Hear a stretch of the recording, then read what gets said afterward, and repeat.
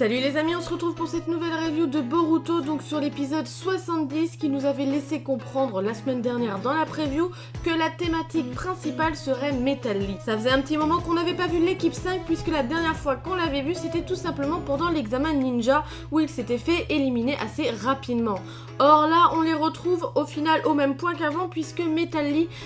subit toujours cette petite maladie on va dire, enfin ce petit stress qui l'empêche donc de gérer ses mouvements et qui va le faire paniquer et qui va l'empêcher de faire quoi que ce soit de bien. Pour se remémorer un petit peu le personnage, Metal Lee est le fils adoptif ou pas de Rock Lee et on sait très bien qu'il a un potentiel quand même assez intéressant mais que hélas il n'arrive pas à le mettre en avant à cause de son stress qui l'empêche de faire quoi que ce soit. Il va donc l'empêcher de prendre des bonnes décisions, de gérer ses mouvements et va lui faire plein de bêtises tout simplement qui va l'empêcher de réussir ses missions. Et c'est dès le début de cet épisode qu'on comprend que Metal Lee n'a pas du tout avancé, ne s'est pas du tout amélioré par rapport aux autres puisque encore une fois, à cause de son stress, il va rater une mission. La mission en question, c'était tout simplement de livrer une assiette considérée comme objet historique, et à peine il l'avait en main qu'il l'a brisée à cause du stress. Et d'ailleurs, il a eu plusieurs réflexions de ses camarades puisque, encore une fois, c'est à cause de lui qu'il rate les missions de l'équipe. Mais le pauvre garçon n'est pas de mauvaise foi puisqu'il va essayer de résoudre son problème avec bien des solutions et celle qu'on voit dans cet épisode, c'est tout simplement le fait qu'il a acheté une babiole, un collier qui soi-disant pourrait gérer son stress, l'empêcher de stresser, Et bien sûr, on s'en doute, ça ne marche pas du tout et il va un peu se faire sermonner par son père puisque il va comprendre que au final ça ne sert à rien et Metal Lee va concentrer toute son attention sur ce collier pensant que ça va gérer son stress alors qu'au final ce n'est pas du tout la solution à son problème. Et d'ailleurs dans cet épisode, Rock Lee a un rôle aussi très important puisqu'il a le rôle déjà de père mais également de maître puisque toute la thématique de cet épisode tourne autour du fait qu'il veuille enseigner à son fils, à Metal Lee, la technique des portes. Sauf que forcément, comme son fils stresse beaucoup trop, il n'arrivera pas du tout à gérer et à contrôler son corps, donc ne pourra pas gérer cette technique. Ça fait plaisir de revoir Rock Lee un petit peu en avant, puisqu'au final, depuis le début de la série, on le voyait en coup de vent et il n'avait pas réellement de rôle précis, mis à part nous l'avoir présenté comme étant le père de Metal Lee et de lui faire ses entraînements un peu ambigus, ces entraînements qui sont toujours énormes. Voilà, il avait que ce rôle-là depuis le début de la série et c'était un peu dommage parce qu'au final, on avait totalement perdu l'idée du Rock Lee qu'on connaissait à l'époque de Naruto. Or là, on le revoit avec un visage beaucoup plus serein, beaucoup plus mature, celui d'un père qui veut enseigner à son fils, mais que le problème, il y a un mur qui se dresse devant lui puisque son fils n'a pas les épaules pour subir cet entraînement pour le moment parce qu'il fait un blocage à cause de son stress. Et d'ailleurs, Rock Lee n'est pas le seul personnage à être mis en avant dans cet épisode et être un personnage phare puisqu'on a le droit au retour de Guy Mento. Et ça, honnêtement, ça m'a fait super plaisir parce que on s'était arrêté sur le fait que vu qu'il était en fauteuil roulant maintenant, il ne servait plus à rien, il n'était même plus ninja, même plus considéré comme tel. Honnêtement, il était clairement encore plus mis de côté par rapport à Rock Lee. Et là, il est remis en avant avec un rôle très important parce qu'il a le rôle de mentor et en plus de ça, d'exemple. Parce qu'au final, il a un handicap, mais il le surmonte et c'est ce qui va aider Metal Lee à surmonter son stress. L'intervention de Guy dans cet épisode a tout simplement un autre rôle, c'est celui de servir d'exemple tout simplement à Metal Lee pour lui faire comprendre quelle est sa situation et quelle est la situation de Guy et lui faire comprendre qu'au final, malgré toutes les difficultés qu'on pourrait avoir, on peut les surmonter et atteindre son objectif. C'est d'ailleurs ce qu'il va lui montrer lors du cours dont il va assister puisque Guy donne des cours maintenant à l'école, à l'académie des ninjas et là son cours c'est tout simplement par rapport à son expérience, par rapport à sa situation actuelle et par rapport à la maîtrise du Taijutsu. À la suite de ça, il va se servir d'Iwabe et de Metal Lee pour un petit peu servir de cobaye pour un combat, pour expliquer un petit peu, pour tout simplement donner l'image tout simplement de ce qu'il expliquait avec la parole à ses élèves et leur faire comprendre que voilà, au final, même s'il a une jambe en moins, au final il arrive à leur foutre une branlée quand même monumentale. Et c'est ça qui est beau et c'est ça qui est tout simplement du Guy puisque depuis le début de Naruto, il a toujours été quelqu'un qui a surmonté ses difficultés, qui a toujours voulu aller plus loin et là encore il nous le prouve et c'est très bien. Moi j'ai vraiment apprécié le fait qu'on garde cette mentalité là pour Guy parce qu'ils auraient pu tout simplement le laisser de côté et encore une fois juste l'apercevoir en second plan comme on l'a eu depuis le début de la série Boruto sans réellement un rôle. Au final là on voit qu'il continue de se battre pour être toujours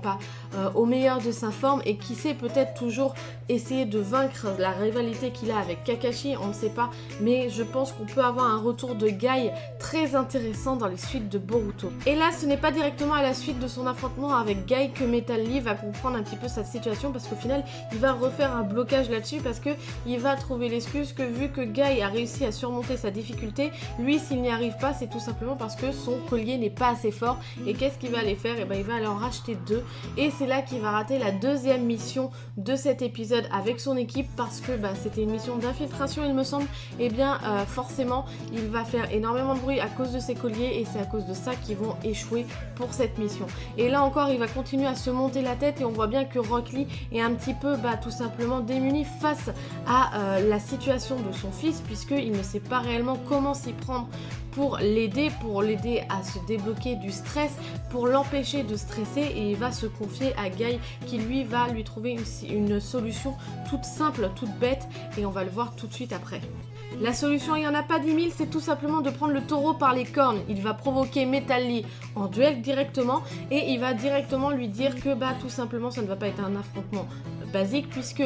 forcément, lui, Metal Lee va le gagner, c'est que s'il arrive à toucher Rock Lee, qu'une attaque réussit contre lui, mais la condition est que, il va y avoir tout simplement un public qui va assister à cet affrontement. Donc en gros, la pire peur de Metal Lee est que forcément, s'il n'arrive pas à relever ce défi, il ne pourra jamais lui apprendre sa technique. Donc là, on est face à un Metal Lee qui est tout simplement au pied du mur parce qu'il ne sait pas du tout comment réagir. Il essaie de trouver des solutions pour combattre son stress par rapport à ses colliers, en y croyant dur comme fer, comme quoi que ça allait réussir, etc. Sauf qu'au final, ça ne réussit pas, il n'avance pas, au contraire, il recule, et il voit bien que son père essaye de l'aider, que Guy essaye de l'aider, mais au final, ça n'aboutit à rien. Donc forcément, là, on le met au pied du mur, on lui dit c'est soit tu réussis le défi, soit tu relèves le défi, ou soit on arrête tout, ton entraînement tu l'auras jamais et tu n'avanceras jamais, tu ne seras jamais digne d'être un ninja. Donc on doit dire que Metal Lee n'a pas du tout le choix et qu'il va se pointer tout simplement au rendez-vous, à l'affrontement avec ses 3 colliers, et c'est là qu'on va voir qu'il aura réfléchi quand même assez intensément, puisqu'il va dire à son père qu'au final ces breloques ne lui servent à rien et il va les arracher devant lui. Mais on va quand même assister à une situation un peu étonnante, parce que dans la logique des choses, on aurait pu croire que ça y est, il aurait surmonté son stress et que donc là on découvrait une nouvelle facette de Metal Lee. Or, pas du tout. Metal Lee, au lieu de combattre son stress, va tout simplement combattre avec son stress. Et on va avoir droit à un Metal Lee qui me rappelle un petit peu la technique de Rock Lee face à Gaara lorsqu'il était bourré et qui faisait un peu des gestes totalement imprévisibles, etc. Et bien voilà, on a eu le droit à ce Metal Lee qui va quand même réussir à foutre une patate à son père et à réussir à faire la technique, la tornade de Konoha. On voit qu'il y a du progrès, qu'il y a quand même un certain comportement, une certaine réussite dans ses actions, et qu'au final il y a une maîtrise dans ces gestes qui sont totalement imprévisibles. Et lors de cet affrontement, il y a plus d'un surpris. Rock Lee le premier, mais Guy également, et les compagnons de Metal Lee. Mais moi, le truc qui va me déranger un petit peu, c'est que ok, là ils ont réussi à trouver une solution alternative pour Metal Lee. Donc il arrive à combattre avec son stress et à avoir on va dire un aspect qui nous rapproche un petit peu de l'aspect que je vous avais dit par rapport à Rock Lee à l'époque avec le combat contre Gaara. C'était Gaara ou l'autre, je sais plus. Bref, vous vous souvenez cette technique où il était bourré. Bref. Et mais là tout de suite, comment est-ce qu'il va pouvoir résoudre son problème sur la durée? Parce que c'est une technique qui est totalement imprévisible. Mais face à des adversaires qui seront plus techniques, comment est-ce qu'il va pouvoir continuer à les affronter, à les battre, à les combattre avec une technique qui est totalement imprévisible par rapport à ses gestes? Il n'y a aucune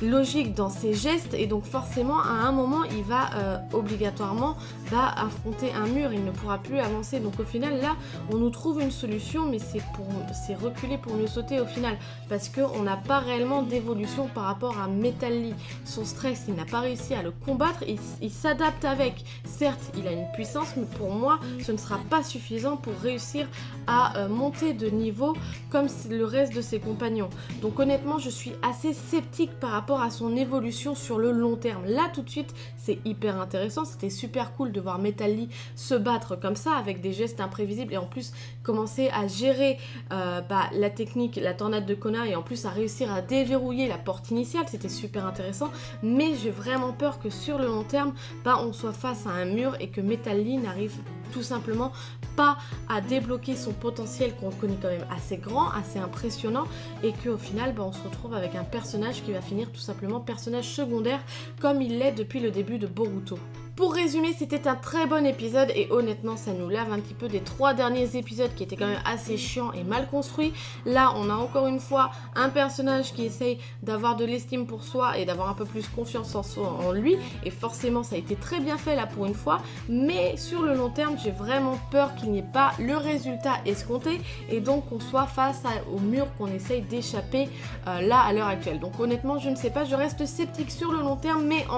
là tout de suite à l'instant T c'était un très bon épisode, très bien construit, très bien animé, honnêtement il n'y a rien à redire. Et là c'est le moment de parler de la preview de l'épisode 71, donc l'épisode de la semaine prochaine, qui est sur une thématique totalement différente, puisque là on a l'arrivée d'un personnage qu'on n'avait pas vu depuis longtemps, que moi-même je pensais qu'il était mort, vu déjà son âge avancé à l'époque de Naruto. Et bien c'est tout simplement l'ancien Mizukage, Onoki la balance, qui revient,